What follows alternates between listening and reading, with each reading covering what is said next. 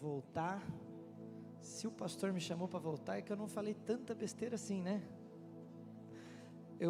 A primeira vez que eu vim, eu trouxe um discípulo. Daí a segunda vez eu falei, meu Deus, agora eu preciso impressionar, né? Daí eu falei, eu vou trazer minha melhor parte junto. Que a melhor maneira de impressionar é trazer a melhor parte. E hoje a minha esposa veio junto. Fica de pé aí, Gabi, só para eles poderem te ver. Essa é a minha princesa. O meu nome é Tiago, eu sou pastor na igreja Aba em Blumenau, um dos pastores, né? Meu pai é o pastor principal, faço parte do time pastoral, eu e a Gabi. E é um privilégio poder servir ali. Eu estive aqui com vocês em março desse ano, não sei se alguém vai lembrar. Tinha alguém aqui que estava aqui em março desse ano? Aí, ó, tem uns que não desistiram de mim, voltaram, né? A gente falou sobre graça, era a série daquela vez. Falamos, não sei se você vai lembrar, mas falamos sobre a história de um mendigo. Alguém lembra aí dessa história? Aí, ó, pelo menos uma pessoa sentiu com a cabeça, tá bom, uma pessoa conseguiu gravar. Tô brincando. Glória a Deus. Essa série sobre propósitos, hoje é a última, né, pastor? Termina hoje? Como é que está a série aí? Ah, tem mais uma, então que bom que se eu deixar faltar alguma coisa, que fique para quem vai pregar por último, né? Para completar o assunto. Mas uma vida com propósito, eu acredito que é o desejo do coração de cada um de nós. Você tem o desejo de viver uma vida que faz sentido? Você tem o interesse de gastar os teus dias e de viver dizendo, Senhor, valeu a pena. Eu vivi e valeu a pena.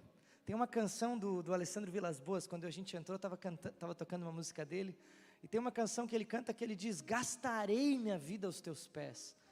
O fato de querer viver para o Senhor, viver o propósito do Senhor. E a pergunta é então, como que eu vivo essa vida com propósito? Como eu caminho na direção de estar, como a gente gosta de dizer, no centro da vontade de Deus. Você já ouviu essa frase aí? Eu quero estar no centro da vontade de Deus. É o nosso desejo, é o nosso anseio. Deus, por favor, me dá a certeza de que eu estou no lugar onde Tu queres que eu esteja. Isso para nós é uma coisa que parece que tem momentos que a gente tem uma convicção. Em outros momentos já diz, misericórdia, será que eu estou mesmo nesse lugar? Será que eu estou caminhando? Será que eu dei o passo certo? Será que eu estou fazendo a coisa certa? Será que eu estou gastando meu tempo, meu dinheiro, minha vida no lugar certo? E isso começa a impactar os nossos corações. E hoje, rapidamente queria compartilhar com você algumas coisas, e eu espero que o Senhor possa ministrar, eu tenho certeza que Ele vai ministrar no teu coração, porque o que eu vou compartilhar com você me ministrou antes, falou comigo antes, e eu tenho certeza que partes disso, vão também poder construir, edificar algo na tua vida. Eu acho engraçado porque quando a gente fala nos dias atuais a respeito de viver com propósito, é um desafio, porque às vezes a gente, poxa, então o propósito da minha vida é enriquecer, e a gente pode trabalhar bastante, pode prosperar na empresa, no trabalho, a gente tenta encontrar propósito, comprando um carro melhor, comprando a casa na praia, então podendo viajar para os Estados Unidos, podendo ir para algum lugar e você diz, aí então eu vou estar satisfeito, aí então eu vou me encontrar, quando eu estiver em tal lugar, é aí que eu vou encontrar propósito. Preciso fazer uma pergunta para você, você acha que é desta forma que nós respondemos essa pergunta? Me ajuda, interage comigo aí, sim, não, talvez, quem sabe, pode ser. Eu acredito que essa resposta não vem de nada que essa terra pode oferecer, mas essa resposta vem daquilo que o céu pode oferecer. Tem um versículo que eu amo, e é um versículo de Eclesiastes que diz que Deus colocou a eternidade nos nossos corações. Isso fala de que há algo no nosso coração, eu não lembro qual é o nome do escritor russo, eu acho que é o Dostoiévski, ou Tolstói ou Dostoiévski, é um desses dois, mas um desses dois autores diz que há um vazio no coração do homem, que é do tamanho de Deus, que é só o Senhor que pode preencher, e essa é a verdade, essa eternidade, esse desejo, esse anseio por uma plenitude, nada nessa terra pode oferecer. Então eu vou parar de trabalhar, então também não vou fazer mais nada, não tem a ver com extremos, né? Não é nem gastar tempo demais e nem largar a mão de tudo. Mas é entender que nestas coisas Deus tem propósito. Porque Ele nos dá o trabalho para nos dignificar. Ele diz: o trabalho dignifica o homem. Ele dá a oportunidade de uma boa casa, de prosperarmos, sim, para usarmos de generosidade. Ele nos dá a oportunidade de viajar, sim, para conhecer, para usufruir, para ter, sim, um tempo de férias. Não tem nada de problema nisso. Mas nunca nós vamos encontrar a resposta que nos sacia nisso, porque a resposta vem dEle. Sabe algo que eu percebo, e antes de entrar na mensagem eu queria falar com você, é que eu percebo que sem querer, a gente começa na caminhada cristã a acreditar e carregar alguns mitos.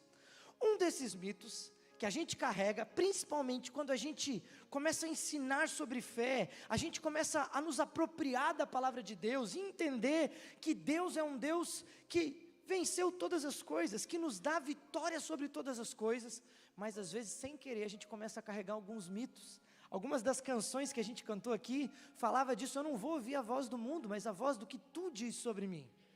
Mas você já percebeu que um mito que a gente carrega, e talvez muitas vezes isso não é audível, mas na nossa mente isso começa a falar, é de que, não, se eu estou no centro da vontade de Deus, eu não vou enfrentar problema.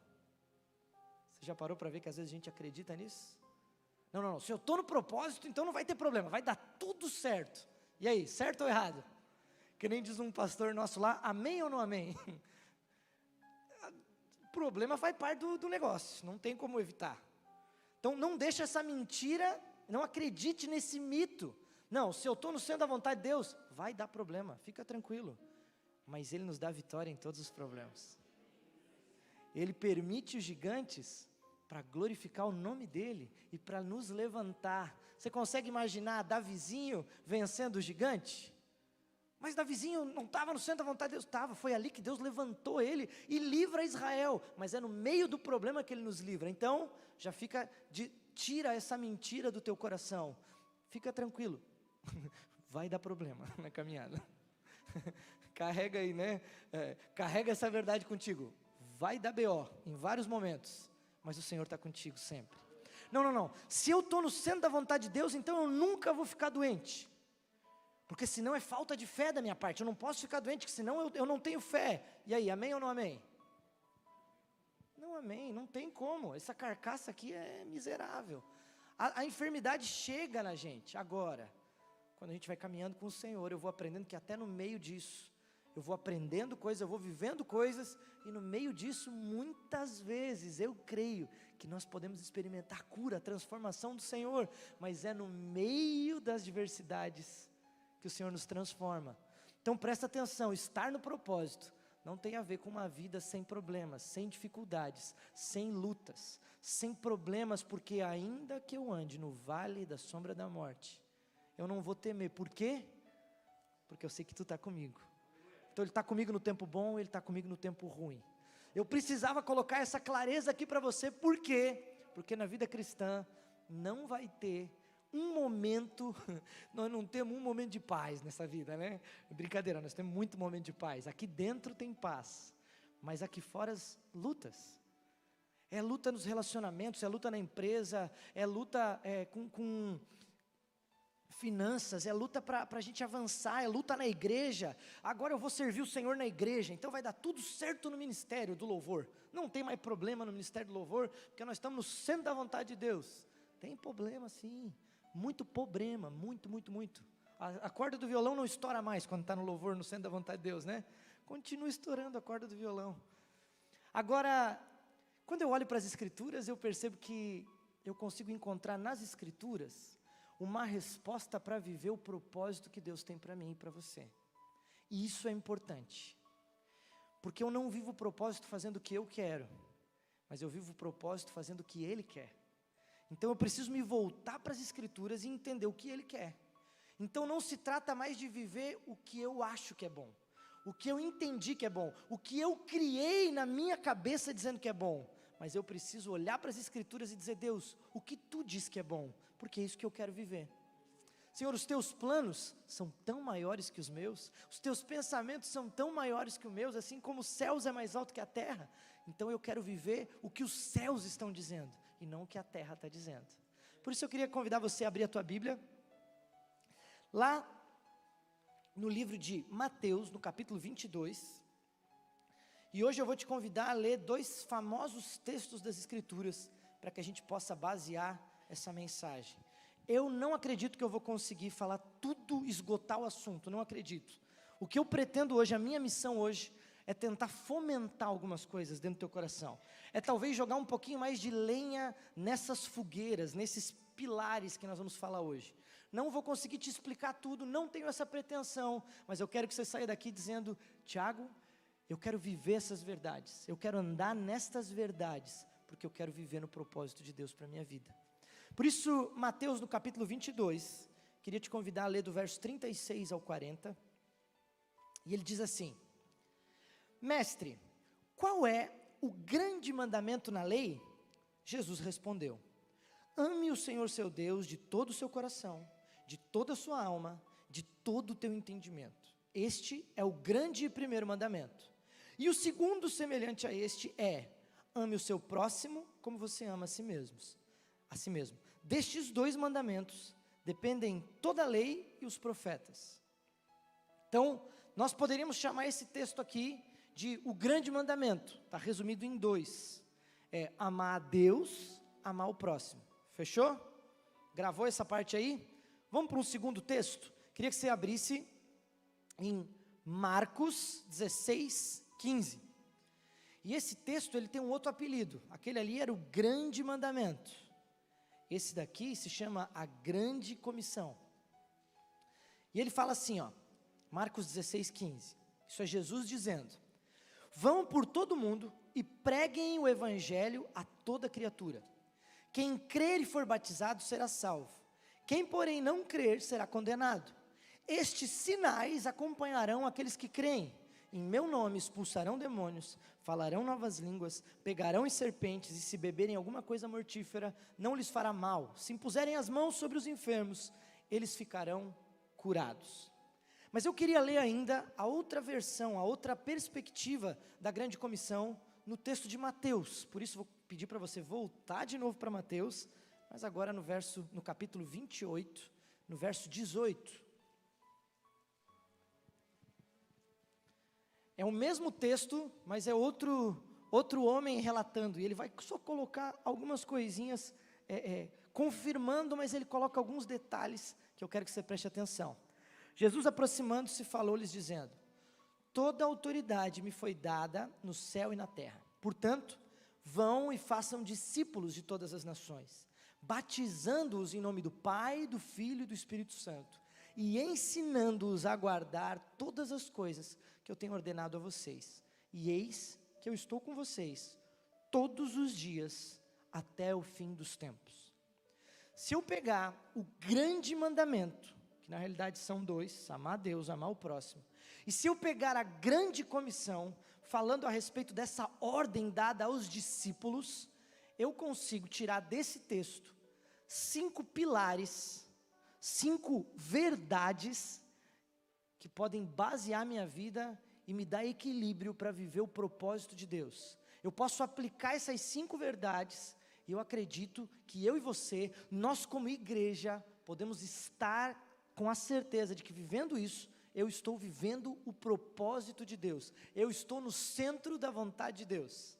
Por isso, se você gosta de anotar, pode pegar o celular, pode pegar o bloquinho, não tem problema, mas eu quero passar para você, eu quero começar com o primeiro pilar, a primeira coluna, que eu acredito que faz parte daquilo que Deus está fazendo na nossa vida, e se chama adoração.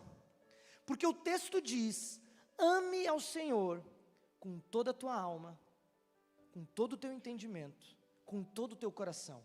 E num outro texto, eu não li ele, mas em Marcos, ele vai dizer, com toda a tua força, ele acrescenta uma palavrinha ali, força, entendimento, alma e coração. Diz que devemos amar a Deus acima de tudo, com toda a plenitude. E isso, eu quero que você entenda que é talvez a coluna principal da nossa vida com propósito. Um crente, um cristão, um filho de Deus, precisa entender que adoração é o pilar principal. Nós fomos criados para glorificar a Deus. Nós fomos criados para adorar a Deus.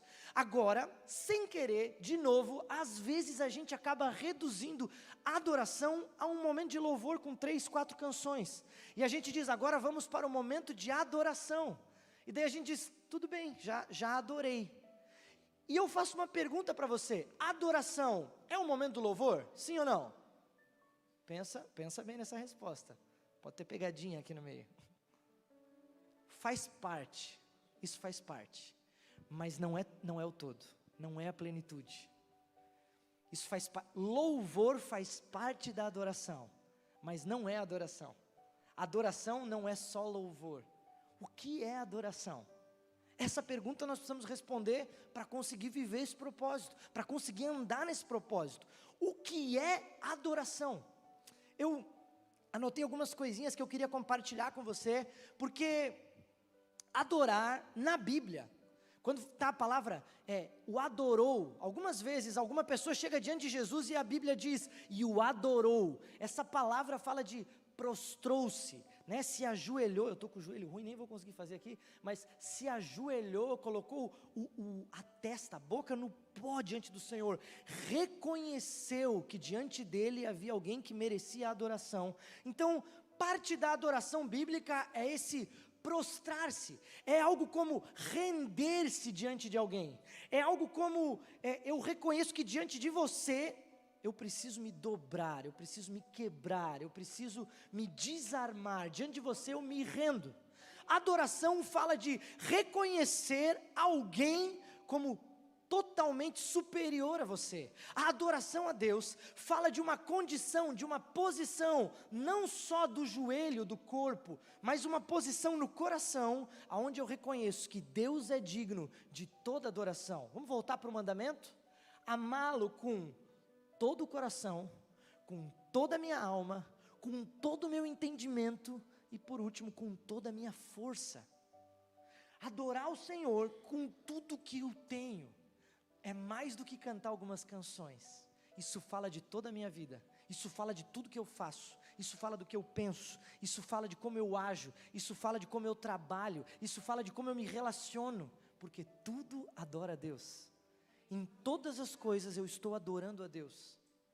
Por isso, se eu frequento o culto, mas eu saio daqui, eu chego em casa e eu maltrato a minha esposa, eu maltrato os meus filhos, eu não estou adorando a Deus. Por isso, se eu saio daqui e quando eu vou fazer negócios, eu dou jeitinhos, eu adultero coisas, eu atrapalho coisas, eu não estou adorando a Deus. Porque muitas vezes a minha mentalidade de adorar é cantar canções. Mas eu canto canções, eu adoro a Deus. Tudo que eu faço adora a Deus. Posso falar algo para você que me chama a atenção nessa igreja? A excelência, o cuidado, a limpeza, isso adora a Deus. Você já imaginou? Vamos para o culto, daí está tudo bagunçado, mal pintado, as paredes caindo, tudo úmido, tudo feio, tudo caindo. Isso não adora a Deus, mas a excelência honra a Deus. A excelência mostra a Deus, você é importante, por isso esse lugar é o lugar que é conhecido como casa de Deus, a casa de oração, merece excelência. E é por isso que nós vamos te dar o melhor. A sua igreja, a casa onde você congrega, honra a Deus. Por isso a tua casa pode honrar a Deus. A forma como você limpa, como você cuida, como você reforma, a forma como você faz com que as coisas aconteçam. O produto que você cria no teu trabalho, pode honrar a Deus ou pode não honrar. A excelência do que você faz honra a Deus. Agora, é importante a gente lembrar que tudo que a gente faz, e eu quero frisar algo aqui, porque tem um autor chamado James Smith, ele diz a seguinte frase: nosso coração é moldado fundamentalmente por tudo o que adoramos.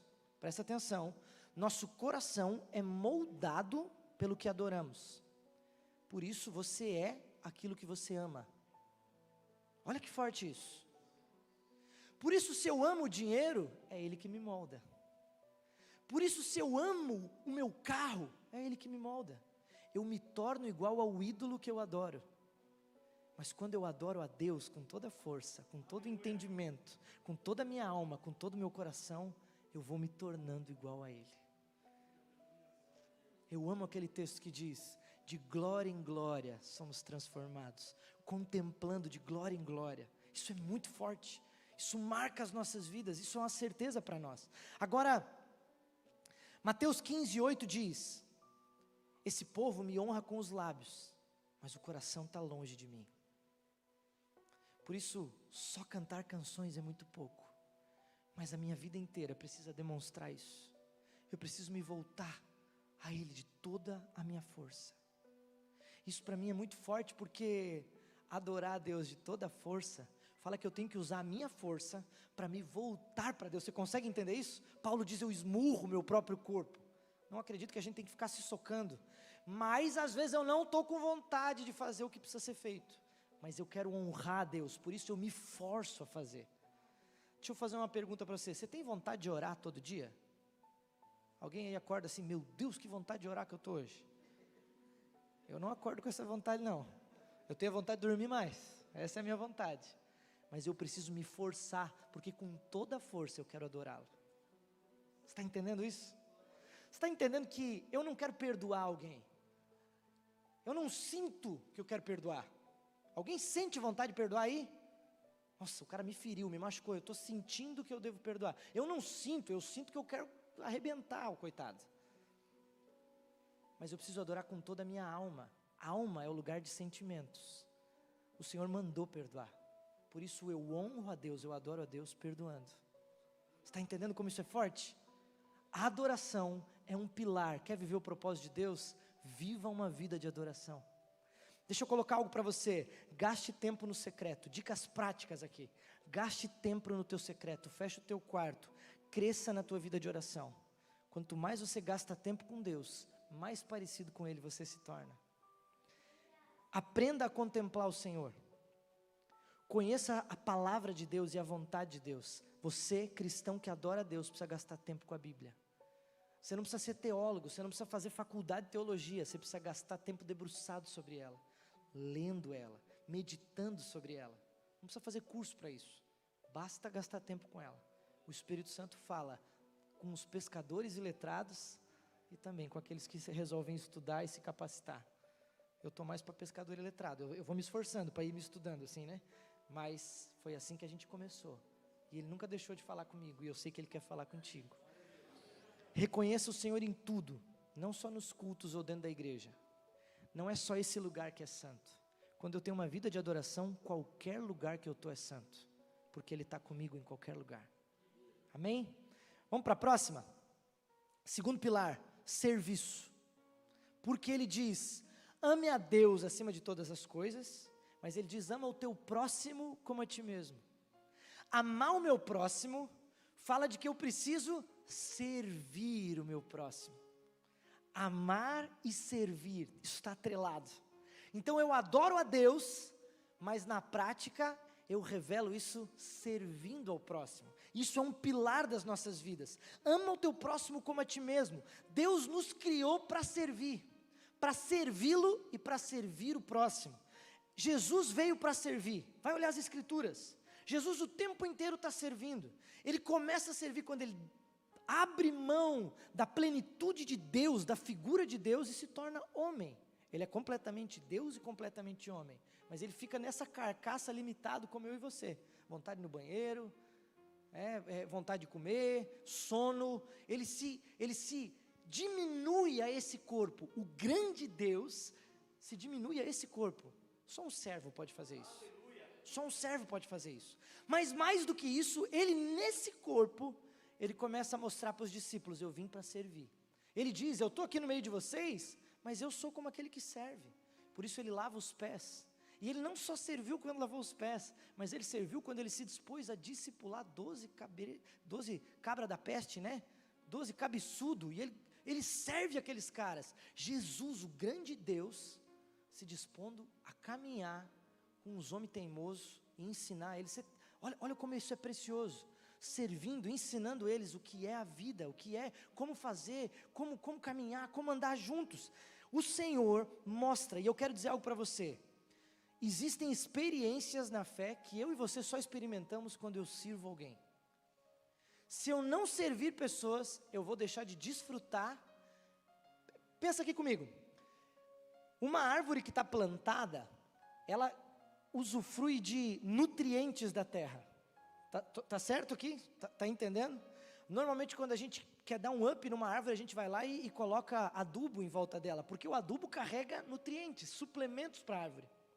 Existem suplementos para a minha vida cristã e para a tua, que eu só consigo extrair do solo do serviço. Se eu não servir, vai me faltar esse suplemento. É quase como se eu dissesse assim, preciso de vitamina C, aonde que eu pego? Espiritual, a vitamina C espiritual, servindo o próximo. Se eu não servir, vai me faltar essa vitamina. O meu corpo vai precisar disso. Alguém aqui gosta de praticar esporte? Diz aí para mim. Olha que bom, temos uns atletas.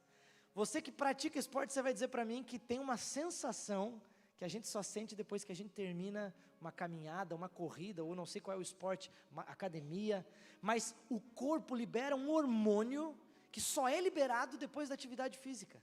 Quem não pratica atividade física não sente essa sensação de bem-estar, só sente quem pratica isso. Quem é atleta entendeu. Se você não é atleta, estou botando curiosidade em você. Vá praticar exercício físico, porque o nosso corpo é templo do Espírito Santo. Precisamos cuidar dessa carcaça. Então, tem hormônios, tem um bem-estar que só é liberado quando eu estou nesse lugar. Você quer viver e receber do Senhor graça, você precisa ir para o solo do serviço, para essa vida de servir o próximo. Senão você não vai experimentar isso. Você precisa ir para esse lugar. Então, 1 Pedro 4,10, se você puder abrir lá comigo rapidinho. Misericórdia, meu tempo corre rápido aqui.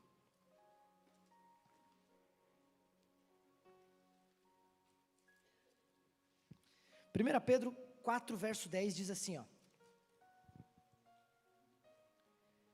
Sirvam uns aos outros, cada um conforme o dom que recebeu, como encarregados de administrar bem a multiforme graça de Deus.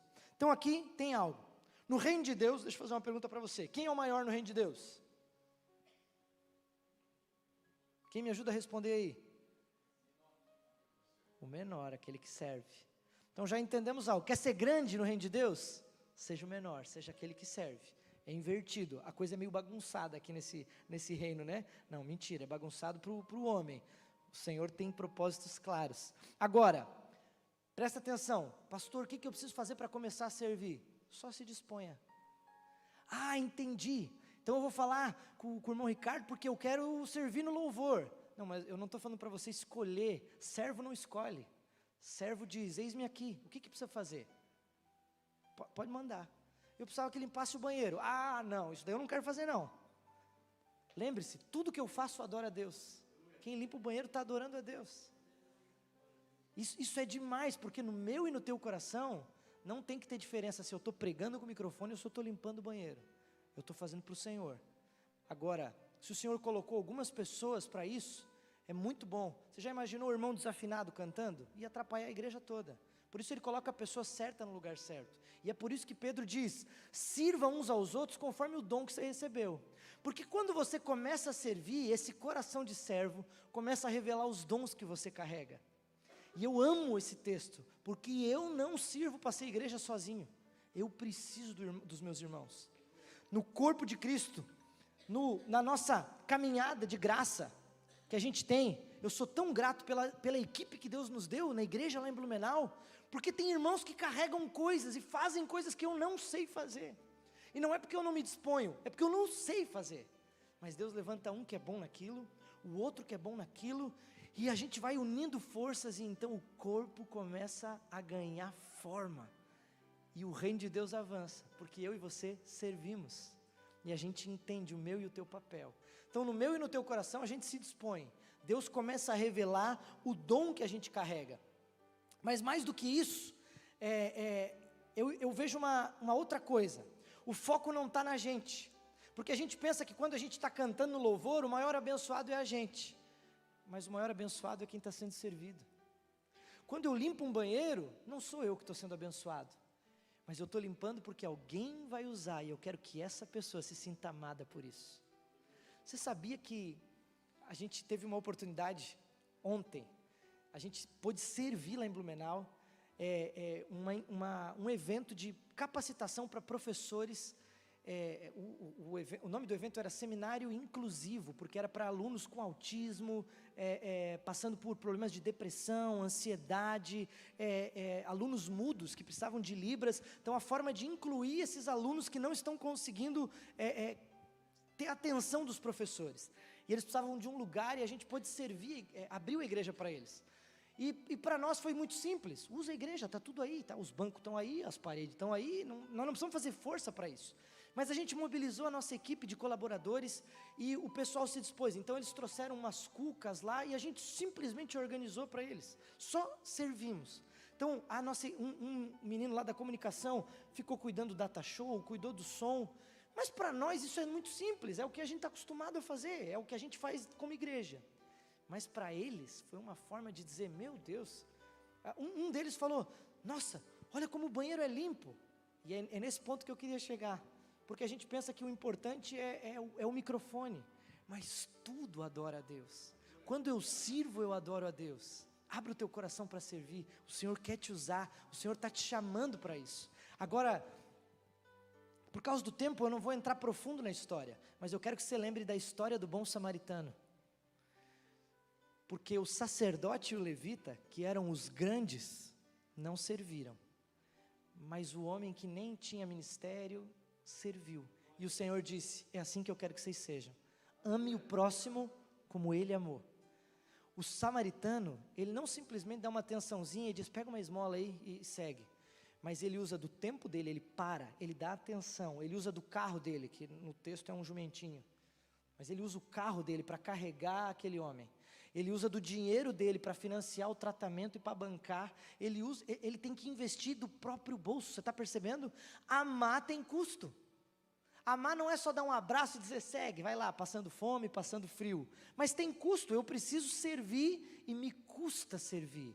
Mas o Senhor está dizendo, faça isso, porque tem nutrientes que você só vai usufruir se você passar por isso. Viva essa igreja que serve, que ama, que se dispõe. Vamos para a terceira coisa, preciso acelerar. Eu acredito que esse serviço conecta com algo. Nós precisamos servir os de fora, como eu acabei de falar para você. Mas entra no terceiro ponto. Falamos aqui do grande mandamento, amar a Deus, adoração, amar o próximo, serviço. Mas a gente entra na grande comissão e ele começa dizendo, vão e preguem o evangelho. Isso é a terceira palavra e o terceiro pilar. Se você quiser viver o propósito de Deus e ter a certeza de que você está no centro do propósito de Deus, você tem que praticar algo chamado evangelismo, anunciar o evangelho. Eu e você temos um privilégio de sermos os arautos do rei, aqueles que anunciam as bondades do rei, as boas novas do evangelho. O rei promulgou um decreto, o arauto ia anunciar. Eu e você anunciamos as boas novas. Quem aí sabe João 3,16 de cor? Não tem dificuldade, porque Deus amou o mundo de tal maneira que entregou o seu único filho, para que todo aquele que nele crê não pereça, mas tenha vida eterna. Eu e você precisamos anunciar isso. Não, pastor, acho que você tem que ler mais a Bíblia, porque a Bíblia diz que Deus levantou uns como evangelistas, esses vão lá para anunciar o evangelho. Não, estes homens sim têm uma graça especial para evangelizar. Eles vão em lugares que eu e você não conseguimos ir, mas ele não consegue entrar na empresa onde você trabalha, lá é você que entra. Ele não consegue entrar na tua sala de aula, na faculdade, lá é você que entra. E eu não estou pedindo para você se imaginar como Billy Graham dentro de um estádio, com um microfone na mão e milhares de multidões. Eu só estou pedindo para você entender que ser arauto do rei é ser testemunha onde você está, e falar do evangelho. Porque se esperar pelo evangelista, talvez aquele que trabalha com você nunca vai ouvir o evangelho. Mas Deus te colocou como um missionário ali nessa empresa, como um missionário ali naquela sala de aula. Deus te colocou ali. Deus te colocou nesse lugar para que você faça a vontade dEle, cumpra a vontade dEle. Então presta atenção, testemunha, simplesmente fale do que Ele fez na tua vida, compartilha isso. Não inventa, eu vou te contar um testemunho, porque um dia eu usava droga, daí você está inventando, nem usava, é só para tentar aumentar o que Deus fez. Não precisa aumentar, simplesmente diga, olha, Ele fez isso na minha vida, eu era assim, eu era um cara, olha, não tenho, esses dias eu ainda conheci um pastor, ele falou, eu tenho um testemunho muito chato, ele falou, Porque eu não usei droga, não matei, não roubei, nunca vi nada de errado. O que eu vou contar? Ele falando, desde pequenininho, nasci na igreja, o que eu vou dizer? Mas eu tenho certeza que esse pastor, para poder estar nessa posição, ele teve momentos com Deus, em que Deus transformou o coração dele. Testemunha disso. Olha, Deus me ensinou isso. O que eu estou fazendo como você hoje, nesse momento, enquanto que eu prego, é testemunhando o que o Senhor está falando comigo. Eu apenas testemunho com você. Pegue o que Ele tem falado contigo. Sabe aquilo que eu falei de amar a palavra? Ele vai falar contigo. Usa isso para falar da palavra para alguém. Isso é evangelizar, é falar do Evangelho. É simples, apenas pratique. Na prática, você vai melhorando, fica tranquilo. Tudo que a gente pratica, a gente aperfeiçoa. Então, pode começar meio tímido, não sabe como fazer, usa uns crenteis, né? Vem aqui, vaso, que eu preciso te falar uma coisa, varão de Deus. Você é um gentil, incircunciso, um filisteu, mas Deus te quer, não, né? Na caminhada a gente vai aprendendo que não precisa usar os crenteis, né? Aleluia, glórias, amado, não, só... Quem não é crente não entende dessas palavras, né? É nós que entendemos, né? Então a gente vai aprendendo a falar, mas nós precisamos praticar isso. Romanos 10, no capítulo 10, no verso 13, tem um texto importante que eu preciso de ler antes de ir para a próxima etapa. E é uma verdade que precisa bater no meu e no teu coração. Ela diz assim, ó, Romanos 10, 13. Porque todo aquele que invocar o nome do Senhor será salvo. Tem um segredo aqui. Se alguém invocar, vai ser salvo. Mas o texto continua, ele diz: como, porém, vão invocar o nome do Senhor, se não creram nele? E como crerão naquele de que nunca ouviram? E como ouvirão, se não há quem pregue? E como pregarão, se não forem enviados? Está escrito, quão formosos são os pés daqueles que anunciam as boas novas. Por isso nós estamos numa igreja que está te ativando e te enviando para pregar o Evangelho. Porque é uma preocupação em que você viva o propósito de Deus. Você vai, você prega, as pessoas creem, elas são salvas. É simples assim. Deus escolheu eu e você para fazer isso. Muito simples, a gente não precisa complicar um negócio. Agora, sabe qual é a parte boa disso? Porque na Bíblia que eu conheço e que eu leio, diz que os sinais vão acompanhar aqueles que creem. Isso é maravilhoso. Porque significa que eu e você, quando estivermos anunciando o Evangelho para alguém na nossa empresa, para a nossa família, para a nossa faculdade, diz que coisas vão acontecer. E esses sinais são libertação, cura, transformação. Você vai ver pessoas saindo de vícios e sendo restauradas. Porque você fez algo? Não. Porque é só consequência de pregar o Evangelho. Não tem nada a ver com você. Se tivesse a ver comigo, coitado das pessoas. Porque eu sou ruim, mas o Evangelho é perfeito. E eu só preciso obedecer para viver o propósito. Apenas obedeça e creia. Deus vai fazer. Deus vai fazer. Seja ousado. Agora, um mito. É papel do evangelista. Você já entendeu que não, é para todos. Não precisamos de microfone, porque a gente pode tocar as pessoas e testemunhar na simplicidade. No posto de gasolina, no mercado, nós podemos ser testemunhas. Um avivamento. Você quer viver um avivamento? Você tem o desejo de viver um avivamento? Diz aí para mim. Amém, alguns querem. Se você tivesse a noção do que representa o avivamento, se você souber o que isso representa, você vai dizer, eu quero, Tiago. Porque avivamento marca um derramar da glória de Deus. Mas avivamentos são marcados por conversões. E conversões acontecem por uma igreja ativa que prega o Evangelho. Se eu quero um avivamento, eu preciso fazer a minha parte de pregar o Evangelho. Para ver a graça de Deus, a glória de Deus descer. Vale a pena a gente pensar em estratégias para isso. Agora entra talvez o nosso papel como igreja. Talvez um dos dons que você carrega é ativar a igreja para o evangelismo. Porque talvez eu e você não tenhamos a graça de ir para as multidões. Mas você carrega um dom que nos ativa para isso. Você carrega uma mensagem evangelística. Então você vai dizer, pastor, tive uma ideia. Por que a gente não começa a fazer tal e tal trabalho? Eu me disponho a começar. Pronto. O teu dom evangelístico começou a ativar a igreja. Tem gente que vai começar a ir contigo. Então, é usar tempo, é usar dinheiro para isso, é usar recursos para isso. A igreja precisa investir em ganhar o perdido, em buscar o perdido, porque isso é investir no propósito de Deus. Isso é investir na vontade de Deus, aonde Ele quer. É por isso que Ele nos faz ser generosos, para que a gente use desse recurso para alcançar outros. Então, Como que a gente pode fazer isso? Fica a pergunta para vocês. Vamos deixar essas ideias surgirem. Vamos deixar essas coisas brotarem. Vamos para o quarto pilar. A quarta verdade que eu queria compartilhar com você. Você lembra qual é a primeira? A adoração. A segunda? A terceira? A quarta é uma palavra que ela está atrelada ao evangelismo, mas muitas vezes algumas pessoas param no evangelismo e esquecem do que vem depois. Se chama discipulado. Porque a grande comissão diz: vão, preguem o evangelho a toda criatura e façam. Então significa que pregar o evangelho é uma coisa, mas tem um segundo ponto: faça discípulos. Porque eu posso anunciar o evangelho e alguém pode dizer: eu não quero. Tá tudo bem, eu não tenho como forçar alguém. Mas alguém que diz eu quero, eu não posso correr dessa pessoa, eu preciso dizer: então vem caminhar comigo, porque o Senhor me mandou fazer discípulos. O que é ser discípulo? Você sabe? A palavra discípulo na Bíblia é aluno, é seguidor. Jesus tinha 12 discípulos. O que ele fazia com esses 12? Ele fazia cultos e ele pregava para eles? Aí, sim ou não? Amém ou não amém? Mais ou menos isso. Porque ele ia muito mais além de cultos. Ele dizia: olha, eu estou indo para Jerusalém, vocês vêm comigo? Isso falava de viajar junto. Isso falava de dormir junto. Isso falava de comer junto. Isso falava de passar pelos perrengues junto.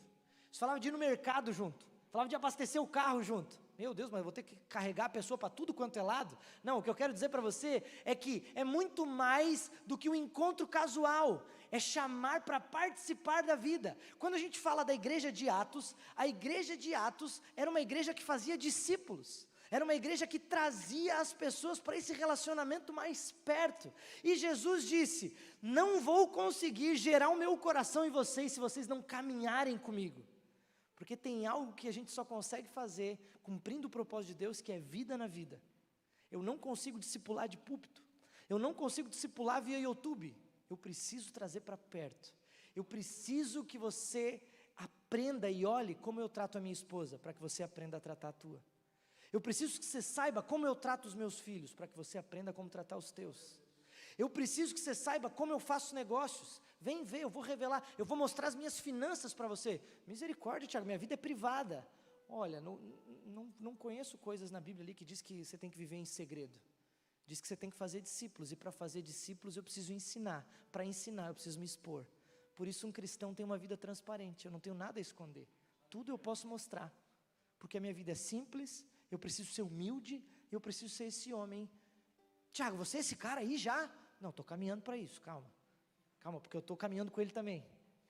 E como Paulo, eu quero ter coragem de dizer: gente, me imita, porque eu estou imitando ele. Você tem coragem de poder fazer essa afirmação? Eu preciso dizer: me imita, não tudo ainda, mas já pode imitar algumas coisas que eu já aprendi, algumas coisas ainda eu estou apanhando, mas começa a me imitar, porque algumas coisas eu já aprendi. Tenha coragem de fazer isso. Aqui na igreja, tem irmãos que entregam a vida para Jesus e a vida dele está arrebentada. O casamento dele está arrebentado, porque o padrão que ele aprendeu foi um padrão que não tinha nada a ver com as escrituras. Como que ele vai aprender? Ele precisa de um ensino mais intenso, ele precisa caminhar contigo. Ele precisa olhar para ti, ele precisa que você sente para ele, mostre na Bíblia o que as escrituras dizem. Porque discipulado, olha que forte isso, é ensinar a morrer. Diz assim, ó: façam discípulos ensinando-os a guardar. Não basta só pregar o evangelho, precisa ensinar. Uma coisa é eu dizer para você: vai lá e faz isso. Outra coisa é eu dizer: vem aqui que eu quero te mostrar como é que faz. Percebeu a diferença? Uma coisa é eu fazer uma bonita pregação aqui, mas outra coisa é você lá em Blumenau investigar se eu estou vivendo o que eu estou falando aqui ou não. Olha a seriedade disso que eu estou dizendo. Eu já preguei coisa que a minha esposa disse: Tiago, nós vamos precisar conversar. Esse negócio aí que você falou que você me ajuda em casa, às vezes você não está me ajudando. Não. Eu já estou meio puxão de orelha já. Olha a seriedade disso. Por isso que eu estou dizendo, não é tudo que você pode me imitar. Tem umas coisas que você tem que imitar o pastor. Mas o que eu quero trazer para você com isso é de que você não precisa ser perfeito para começar. Você só precisa ter um coração de aluno para poder aprender e então você vai poder compartilhar e ensinar. Olha que forte que é isso. Jesus não quer que a gente seja apenas parteiras, mas Ele quer que a gente se torne pais e mães espirituais. Isso é muito forte. Discipulado é seguir a Cristo, é ter o caráter de Cristo formado em nós. É restaurar por completo a imagem e a semelhança da criação. O pecado roubou isso, mas com discipulado isso é restaurado na minha vida. Discipulado é seguir um cristão maduro, é caminhar com alguém com quem eu posso aprender. Eu só quero caminhar com o pastor, só ele pode me discipular. Porque a gente acha que é o discipulador que carrega o segredo, né? Deixa eu fazer uma pergunta para você. Se discipulador fizesse a maior diferença, Adão não tinha caído em pecado. Porque ele tinha o melhor discipulador de todos. O próprio Deus discipulava ele. Se discipulador fizesse a diferença, Judas não tinha traído Jesus, porque ele era discipulado pelo próprio Cristo. Então, não carregue discipulado como só se o Dave Leonardo, tem que ser aquele famosão do YouTube, esse que tem que me discipular. Não, querido, se dispõe aqui na igreja, olha, caminha com alguém, observa alguém que você admira, você diz, poxa, eu preciso aprender com ele, preciso caminhar com ele. E carrega, vai ter defeitos, mas vai poder te ensinar. Isso é muito forte, é ensinando a morrer. Não dá para seguir Jesus de longe, isso é multidão. Para seguir Jesus a gente precisa chamar para perto, mostrar como faz, expor as nossas vidas, caminhar junto, viver a missão junto. Isso é muito forte. Vamos lá, quero ir para o quinto, para ir para o último ponto, para a gente poder terminar, porque eu acredito que todos esses pilares, eles meio que são amarrados. Você não consegue viver um se não viver o outro. Você não consegue viver o evangelho só um pedacinho, você tem que viver o evangelho como um todo. Mas o quinto pilar, ele diz assim, vão, façam discípulos, e ele diz, batizando-os. E eu queria dizer para você que o último pilar, ele tem uma palavra chamada comunhão. Sabe o que é batismo? Batismo é o me unir em comunhão com Cristo, na morte dele, mas também ressuscito com ele numa nova vida. Amém? Comunhão e batismo fala para mim e para você de que todos nós aqui que aceitamos Jesus, que entregamos a nossa vida para Ele, nos unimos na morte. Isso faz com que eu e você possamos nascer de novo e nos tornamos filhos. Se eu e você somos filhos, se eu sou filho, você é filho, o que nós somos? Pode falar sem vergonha. Mais do que isso, nós somos irmãos. Mais do que isso, nós somos família. Mais do que isso, família vive em comunhão. Por isso não tem como ter discipulado sem comunhão. Por isso, todo o resto é atrelado, tudo faz parte. A Bíblia diz que em Atos a igreja dividia as coisas. Eles viviam em comum, tinham uma vida em comum, comunhão. Isso fala de partir o pão. Isso fala de almoçar junto, isso fala de tomar café junto, isso fala de um visitar o outro, isso fala de a minha família ter tempo com a tua família, isso fala da igreja participar, é quando de repente um de nós foi acometido por uma doença, e daí ninguém vai visitar, ninguém se preocupa, não, isso é papel do pastor, não, isso é papel da família. Quando na minha casa, alguém da minha família está mal, não é o pai que vai atrás, eu sinto, é o tio, é a prima, é o irmão, é todo. Por quê? Porque é família. Isso é ser igreja. Agora, se eu não conheço meu irmão, eu nem sinto falta dele.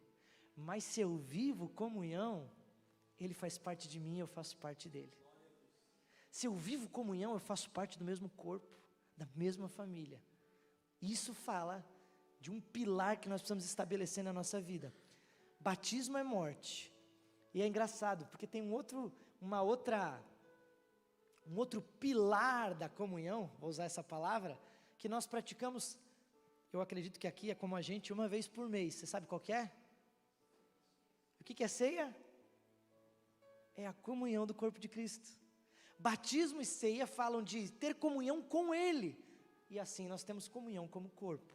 Agora presta atenção, a Bíblia, ela tem no Novo Testamento vários mandamentos que são chamados de mandamentos mútuos, e diz o seguinte, vou só falar alguns para vocês, vamos ler eu vou ler um versículo, mas depois se você quiser anotar eu vou falando as referências. Abre lá em Hebreus capítulo 10, verso 25, você vai ver um mandamento mútuo.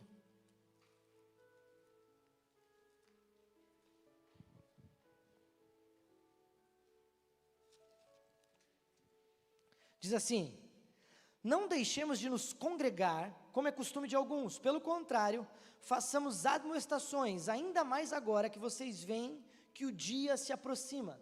Na minha versão está colocado assim, eu não sei como é que é a versão que está aqui, é igual a minha? Ó, admoestando-nos uns aos... Quando você pega essa versão aqui, que eu creio que é a ACF, a Corrigida Fiel, você vai encontrar vários textos com uns aos outros. E ele vai dizer o seguinte, vou ler alguns aqui para você. Primeiro que ele está dizendo, não deixem de congregar, não deixem de estar uns com os outros. Não deixem de reunir-se, uma versão vai falar, talvez alguém aí tenha uma versão que vai dizer, não deixem-se de reunir. Mas Romanos 16 vai dizer, cumprimentem-se uns aos outros. 1 Tessalonicenses 4,18 vai dizer, animem-se uns aos outros.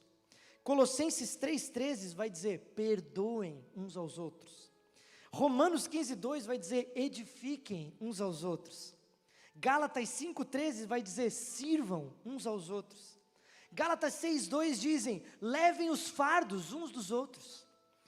Hebreus 10,25, que a gente falou aqui, está dizendo admoestando, uma outra versão vai dizer encorajem uns aos outros. Romanos 15,7 diz, aceitem uns aos outros.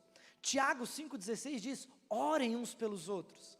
Porque o evangelho é feito uns com os outros. Eu não consigo viver o evangelho sozinho no meu casulo. Eu preciso de você, você precisa de mim, nós precisamos de Cristo até o fim.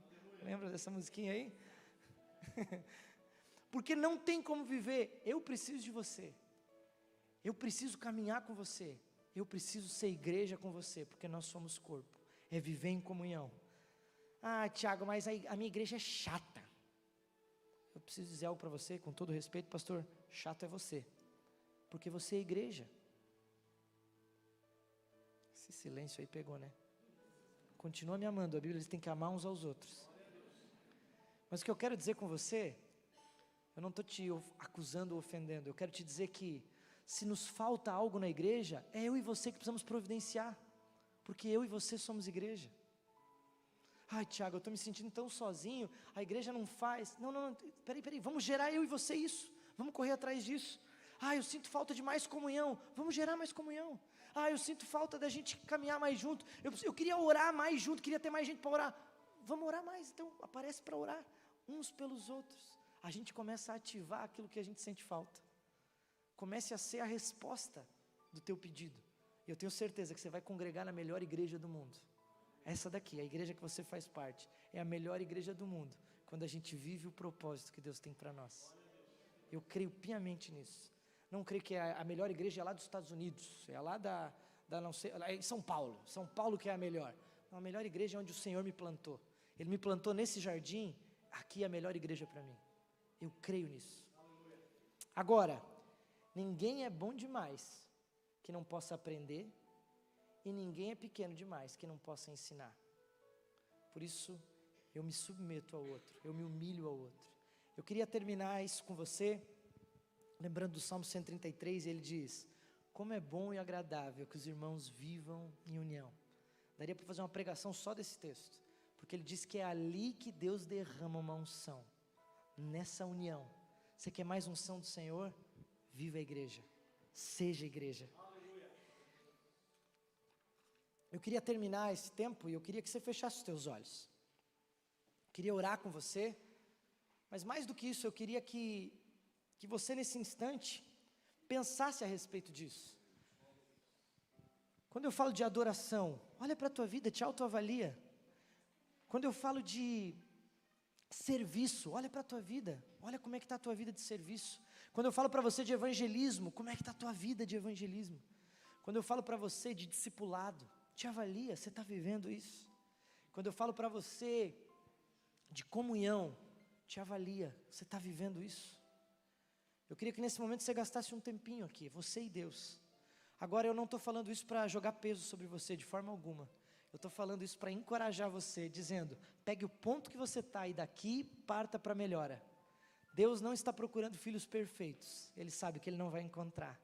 Mas Ele está encontrando filhos que têm um coração de querer viver o propósito que Ele sonhou que nós vivêssemos. E hoje nós aprendemos 5 pilares disso.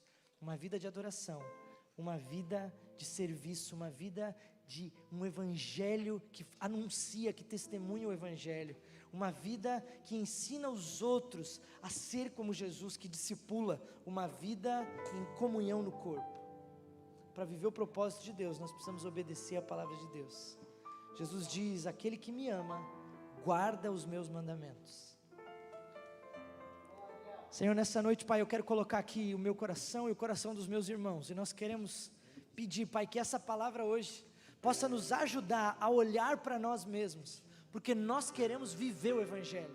Nós não queremos apenas saber, nós não queremos ser frequentadores de culto, nós não queremos ser membros de uma igreja evangélica, nós queremos ser a igreja de Cristo. Nós queremos ser o corpo de Cristo, o povo de Deus, os filhos de Deus, que vivem a totalidade do evangelho. Por isso nos ajuda, Pai, a crescer na vida de adoração, nos ajuda, Senhor Deus, a crescer em intimidade contigo, em oração, em conhecimento da palavra, em contemplar e revelar o Senhor em tudo que fazemos. Nos ajuda, Pai, a viver, Senhor, essa vida de servir o próximo. Pai, nós queremos ter um coração que diz: eis-me aqui, pode contar comigo. Às vezes vai doer, às vezes a gente não quer fazer o que precisa ser feito, mas nós queremos te amar com toda a força, e por isso, Pai, nós vamos nos forçar a servir, porque é isso que te agrada, é isso que é obedecer o evangelho, até que nós tenhamos prazer nisso, até que a gente encontre os nutrientes que esse solo pode nos proporcionar,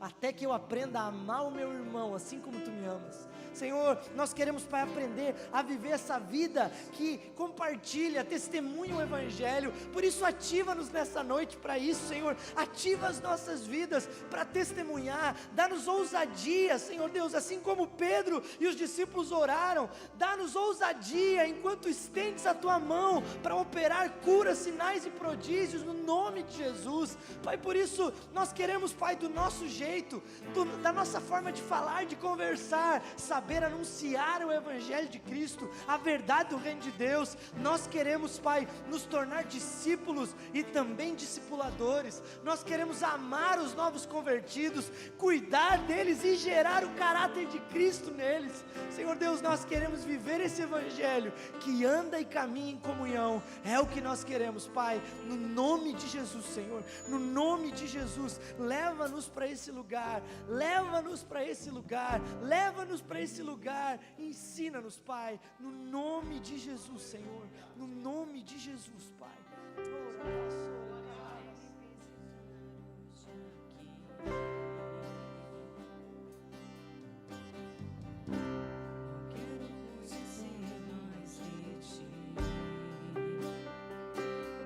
Espírito vem, Espírito vem, Espírito Santo.